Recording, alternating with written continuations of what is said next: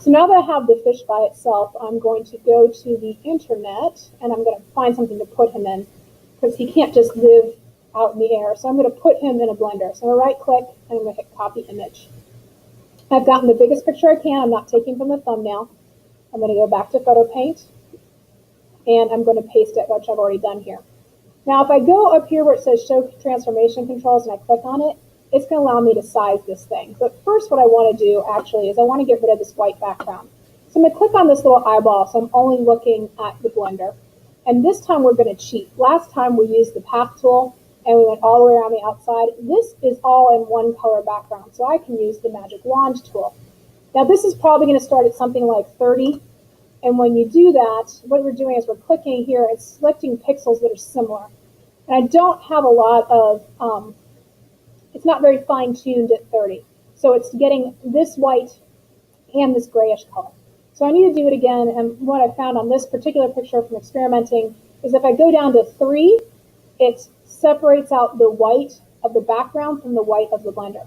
If I hold down the Shift key and click in this hole here, then I have this part as well. Now all I'm going to do is hit the Delete key on the keyboard, and when I turn off the background, you can see I have the blender by itself. Then I'm going to do Select, Deselect, or you can do Control D.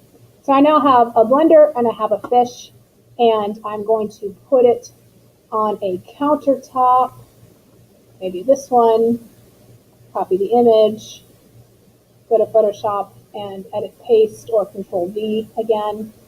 Now that's not the size I want it to be. So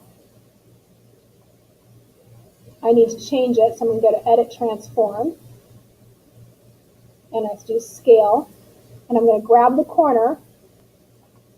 If you don't want it to change and get out of proportion, you have to hold your Shift key down.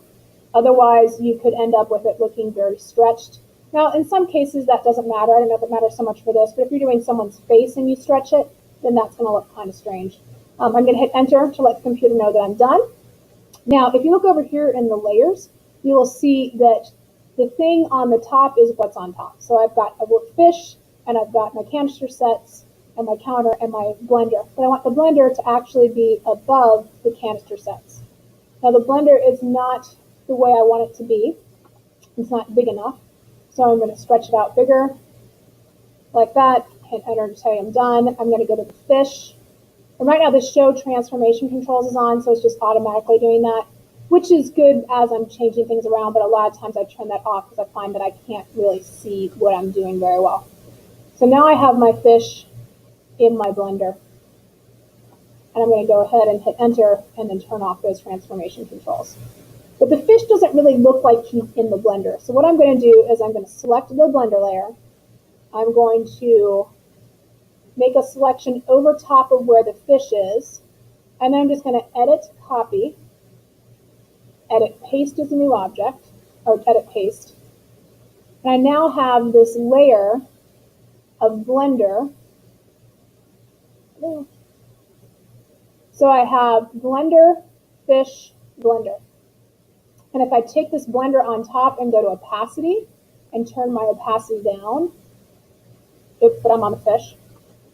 So I have to be on the blender layer. Turn the opacity down. You can start to see the fish through the blender. If I was really being very precise, I would actually outline this blender into the same thing so I could see the canister set behind it. But now it looks like my fish is in the blender. The last thing I want to do, it's kind of sad, the fish in the blender, you don't know what his fate's going to be. I'm going to try and save that fish. And I'm going to do that by finding, I don't know, somebody to save him. Let's maybe look for a frog. Tree frog. Oops, but that's not how I spell tree.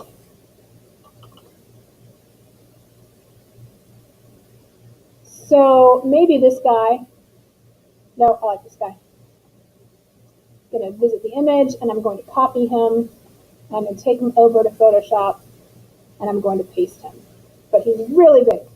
So I'm going to zoom out by hitting Control minus, and I'm going to edit, scale, transform scale, and I'm going to shrink him down a bit.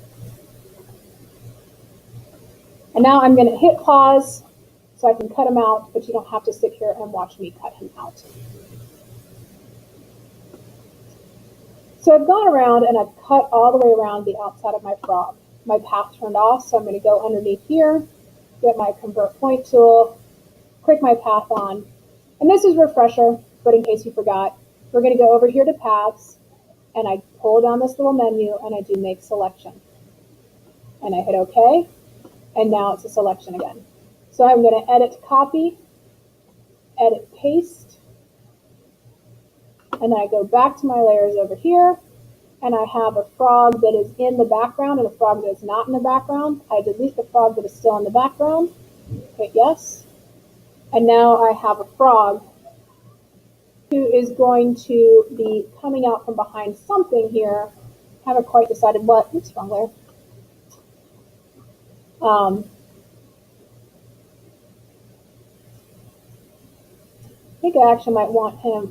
He looks the best here, but what I really wanted to show you was how I could select something from the background to put the frog behind. So compositionally, I think he looks the best there, but I want to show you how to do this anyway. So what I'm going to do next is I'm going to cut out this canister over here, and we will hit pause so you don't have to watch me do that. So once again, I have this cut out. I'm going to go to here, grab my tool to select my path, go over to my path, path, and make a selection. Now I'm going to edit and copy it, and then I'm going to paste it. Oh, that's an important thing. I have to make sure I'm on the right layer, so I need to be on this layer. What he was saying was, you're not on the right layer. So copy, edit, paste, and now, just like I sandwiched the fish in there, I could sandwich my frog coming out from behind here if I put him behind this layer right here. So maybe on the frog, I'll do edit transform. And I think I want to flip him vertically. Nope, I want to flip him horizontally. By the way, if you want to undo more than one, you have to hit Control-Alt-Z instead of just Control-Z. And transform. So it might look like he's sneaking out from behind the canister. Maybe rotate him a little bit. Like I said, I'm not sure that's the best place for him. He also obviously needs to be behind the blender as well. So, but that is how you would put an object coming out from behind an object that is already in the background.